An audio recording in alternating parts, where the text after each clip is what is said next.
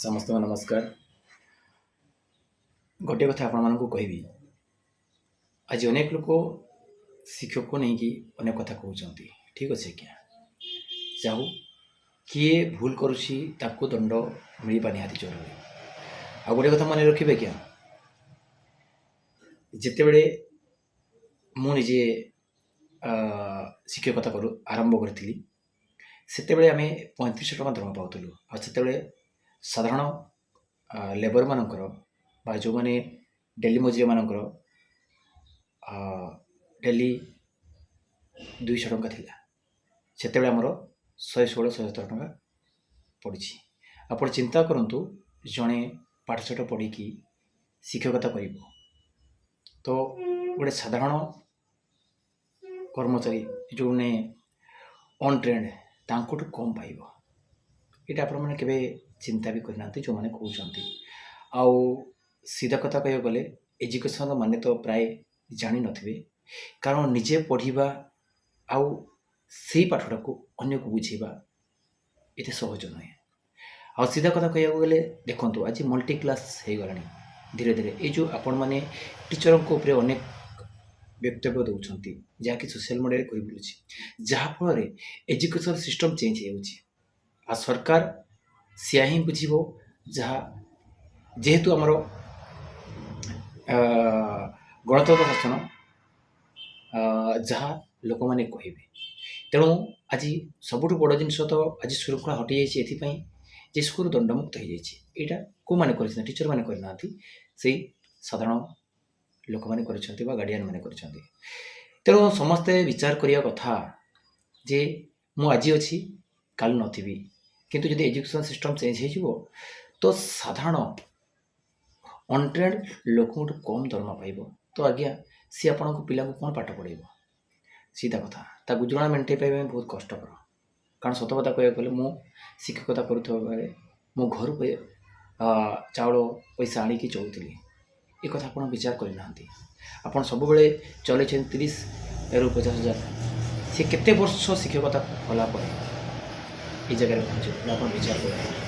ତେଣୁ ତାପରେ ଗୋଟେ ଲୋକ ସଂସାର କରିବାକୁ ଆସିବ, ତାଙ୍କୁ ଲେବରଠୁ କମ୍ ଯଦି ସେ ଦରମା ପାଇବ, ତାକୁ କିଏ ମାନେ ତା'ର ବାହାଘର କେମିତି ହେବ?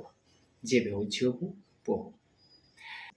ତେଣୁ ଆପଣ ସବୁ ଜିନିଷକୁ ବିଚାର କରନ୍ତୁ। ଗୋଟେ ଆଜି ସ୍କୁଲର ପରିବେଶ କେଉଁ ଜାଗାରେ ପହଞ୍ଚିଯାଇଛି, ଗୋଟେ ଉଦାହରଣ କହିବି। ଦେଖନ୍ତୁ ଯେ ମଲ୍ଟି କ୍ଲାସ୍ କରୁଛୁ, ଯଦି ଗୋଟିଏ ସ୍କୁଲରେ 1 to 5 ମଧ୍ୟରେ 100-120 ପିଲା ରହୁଛନ୍ତି, 150 ପର୍ଯ୍ୟନ୍ତ ବି ଆମେ ପଢ଼େଇଛୁ। ତ ଯଦି 100କୁ ଧରିବା ତ ଗୋଟେ କ୍ଲାସ୍ ପିଛା କେତେ? 20-50-100, 20 ଜଣ ଲେଖା ପିଲା ରହୁଛନ୍ତି। ଯଦି ଟ୍ରିପୁଲ୍ କ୍ଲାସ୍ ପଡ଼ିଯାଉଛି ତ ଗୋଟିଏ କ୍ଲାସ୍ରେ ଯଦି 20 ଜଣ ଲେଖା ପିଲା ରହିବେ ତ ସେମାନଙ୍କୁ ଆପଣ OA ବି ଶିଖେଇବେ। ସତରେ ଆପଣ ଦେଖନ୍ତୁ, ଡିଭାଇଡ଼ କରନ୍ତୁ 45 ମିନିଟ୍ ସମୟକୁ 3ଟା କ୍ଲାସ୍କୁ ଡିଭାଇଡ଼ କରନ୍ତୁ, କେତେ? 15-30, 15-45, ତ 15 ମିନିଟ୍ ଗୋଟିଏ କ୍ଲାସ୍ ପାଇଁ ପଡ଼ିଲା। ସମସ୍ତଙ୍କ ଅଲଗା ଅଲଗା ବହି ତ କଭର୍ କରିବ କିପରି? ତେଣୁ ଏଇ ଯେଉଁ ପରିଶ୍ରମଟା ଦେଖାଯାଏନି ଆଜ୍ଞା, କାରଣ ଇଏ ମାନସିକ ପରିଶ୍ରମ ଆଉ ଯେଉଁଟା ଆମ ଶାରୀରିକ ପରିଶ୍ରମ ଅଲଗା।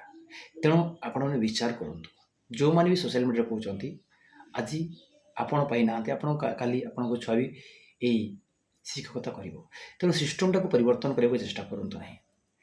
ଆଉ ଯେଉଁ ପରିସ୍ଥିତିରେ ଆଜି ଏଇ ଜାଗା ପହଞ୍ଚିଛି, ସତ କଥା କହିବାକୁ ଗଲେ ଆଜି ଆମେ ବି ରେଗୁଲାର ହେଇଛୁ, ହୁଏତ ଆମେ ରେଗୁଲାର ହେଇନଥିଲୁ ଏଇ ଯେଉଁ ଧାରଣା।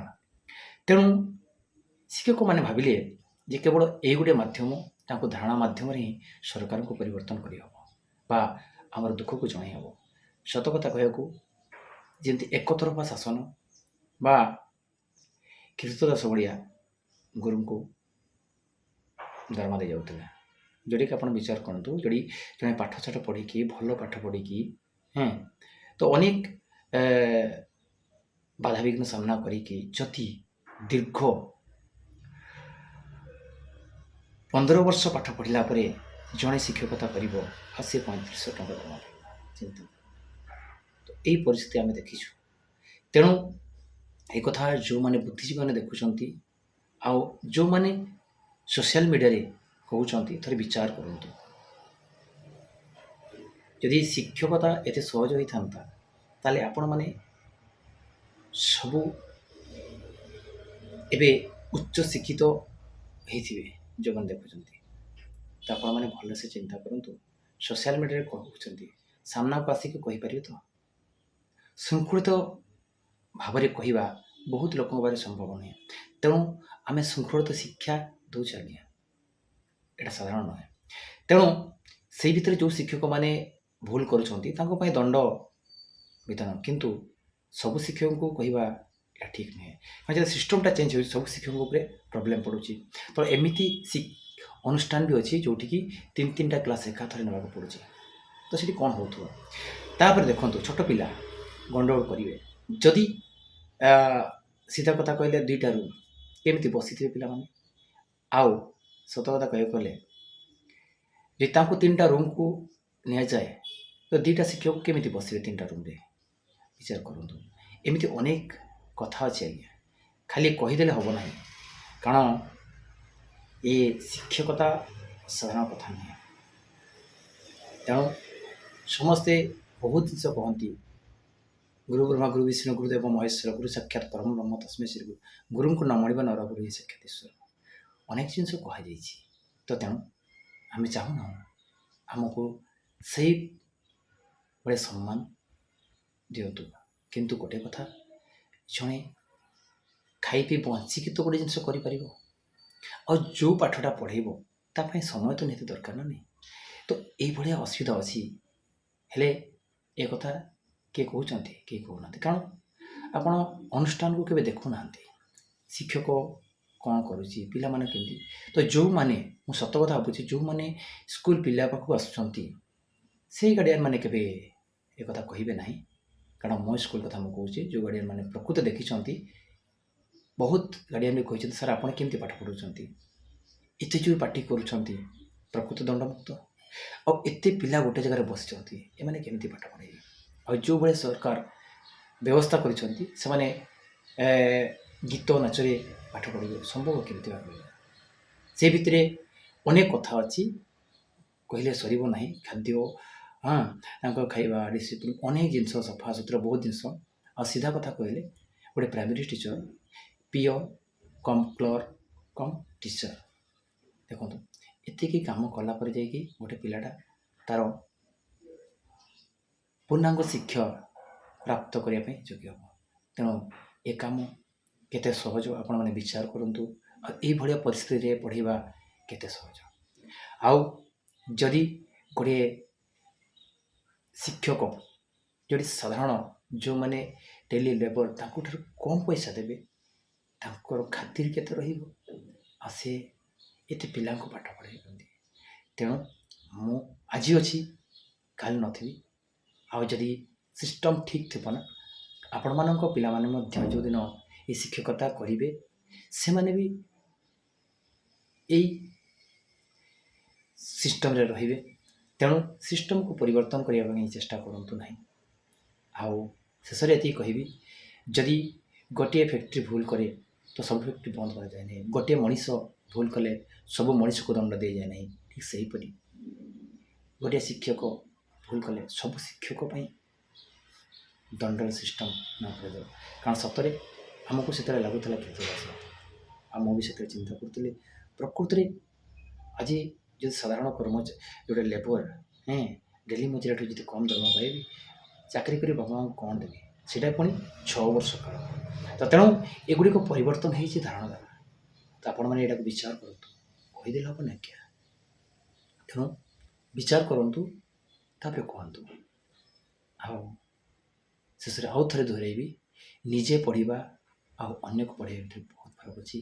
ଆଉ ଅ ଆ, ବହୁତ ଲୋକ କହିছে ଅ ଆ ଯେଉଁଟା ଅ ହର୍ଷ ଦେବେ, ଏଇଟା ଡାକିଦେଲେ ଏଇଟା କେତେ ବଡ଼ କଥା। କିନ୍ତୁ ସତ କଥା, ଆପଣ ଆଉ ଥରେ ବିଚାର କରନ୍ତୁ।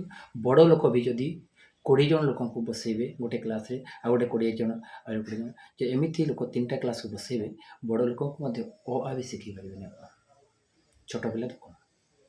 ତେଣୁ ଆପଣମାନେ ବିଚାର କରନ୍ତୁ, ତାପରେ ଏପରେ ମନ୍ତବ୍ୟ ନିଶ୍ଚୟ ଦେବେ, କାରଣ ବହୁତ କିଛି ହୋଇଯାଉଛି। ମୁଁ ଏଥିପାଇଁ କହିଲି ଯେ ଯେତେବେଳେ ସିଷ୍ଟମ୍ ପରିବର୍ତ୍ତନ ହେଉଛି ପୁରା ସମାଜ ଉପରେ ପ୍ରଭାବ ପଡ଼ୁଛି, ଆଉ ଯେତେବେଳେ ସମାଜ ଉପରେ ପ୍ରଭାବ ପଡ଼ୁଛି ଆଉ ଯାହା ଭୋଗିବା ପାଇଁ ସମସ୍ତେ ଭୋଗୁଛୁ। ତେଣୁ ଟିକେ ବିଚାର କରି କହିବେ, କାରଣ ମୋବାଇଲ ଧରିକି କହିବା ବହୁତ ସହଜ। ଯାଉ, ତେଣୁ ଆଜି ସମସ୍ତଙ୍କର ହାତରେ ବଡ଼ ବଡ଼ ମୋବାଇଲ, କିନ୍ତୁ ବହୁତ ଲୋକ ମୋବାଇଲରେ ଭଲ ଭାଷା ବି ବ୍ୟବହାର କରୁନାହାନ୍ତି, ଯାହାକି ସମାଜକୁ ବହୁତ ନିଚକୁ ନେଇ ଆସୁଛି, ଯାହା ଆପଣମାନେ ଦେଖୁଛନ୍ତି। ତେଣୁ ଭିଡ଼ିଓ ତ ମଜାଳିଆ କଥା ସମସ୍ତେ ସେୟାର କରିବେ, ଇଆଡ଼ୁ ଛାଡ଼ୁ ଗାଡ଼ି ଦେଲେ ସମସ୍ତେ ସେୟାର କରିବେ, ତା ଭିଉ ବଢ଼ିବ, ତାକୁ ମଜା ଲାଗିବ, ଆଉ ପଇସା ବି କମେଇବେ। କିନ୍ତୁ ଆଜି ଆମ ପରମ୍ପରା ତଳକୁ ଖସିଛି ଏଇ ସୋସିଆଲ ମିଡ଼ିଆ ପାଇଁ, କାରଣ ସେ ଦେଖିବ ନାହିଁ। ଆଉ ଯେଉଁ ଜିନିଷଟା ଆଜି ଯାହା ବି ଆଜି ଡେଭଲପ୍ ହେଇଛି ଏଇଟା ସବୁ ଫରେନ୍ କଣ୍ଟ୍ରି। ୟୁଟ୍ୟୁବ ଦେଖନ୍ତୁ, ଇନଷ୍ଟାଗ୍ରାମ ଦେଖନ୍ତୁ, ହ୍ୱାଟ୍ସଆପ୍ ଦେଖନ୍ତୁ, ସେଇଟା ଫରେନ୍ କଣ୍ଟ୍ରିରେ। ତେଣୁ ତାଙ୍କର ଶିକ୍ଷା ବ୍ୟବସ୍ଥା ବିଷୟରେ ତ ଆଉ ଦିନେ କହିବି। ତେଣୁ ଆଜି ପାଇଁ ରହୁଛି, ସମସ୍ତଙ୍କୁ ଧନ୍ୟବାଦ। ଆଉ ଏଇ ଭିଡ଼ିଓଟି ଦେଖି ସାରନ୍ତୁ, ଭଲସେ ଦେଖି ସାରନ୍ତୁ, ଆଉ ବିଚାର କରନ୍ତୁ, ତାପରେ କମେଣ୍ଟ ଦେବେ ଆଉ ଅନ୍ୟକୁ ସେୟାର କରିବେ।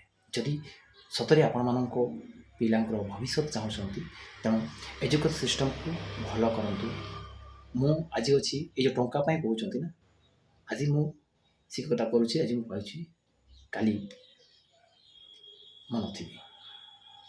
ତେଣୁ ସିଷ୍ଟମ୍ଟାକୁ ଭଲ ରଖନ୍ତୁ, ଏଜୁକେସନ୍, କାରଣ କାଲି ସମସ୍ତଙ୍କ ଛୁଆ ଏ ବିଦ୍ୟାରେ ବୁଝିବେ।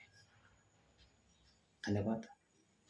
ଆଜି ପାଇଁ ରହୁଛି, ଆପଣମାନେ ସମସ୍ତେ ବୁଝି ବିଚାରି କମେଣ୍ଟ ଦେବେ, କାରଣ ଗୁରୁଙ୍କୁ ଗୋଟେ କଥା କହେ, ଗୁରୁଙ୍କୁ ଯେବେ କରିବ ନିନ୍ଦା ପଡ଼ିବନି ଜଳକୁନ୍ଦା। ଆଉ ତାପରେ ତ ଯେମିତି ଜଳକୁନ୍ଦା ଯେବେ ଧରାପୃଷ୍ଠରେ କମିଯିବ, ସେଠି କ'ଣ ମରୁଡ଼ି ହେବ। ଆଉ ଠିକ୍ ସେହିପରି ଯେତେବେଳେ ଜ୍ଞାନର ମରୁଡ଼ି ହେବ, ତାହେଲେ କ'ଣ ହେବ ଚିନ୍ତା କରନ୍ତୁ। କାରଣ ମଣିଷ ସେତେବେଳେ ଖରାପ କାମ କରେ ଯେତେବେଳେ ଜ୍ଞାନର ଅଭାବ ହେଇଥାଏ। ରହୁଛି, ବହୁତ ଲମ୍ବା ହେଇଛି ଭିଡ଼ିଓ, ଆଉ ବାକି କଥା ଆଉ କେତେବେଳେ ମୁଁ କହିବି ସମୟ ପାଇଲେ। ଧନ୍ୟବାଦ। Love you all.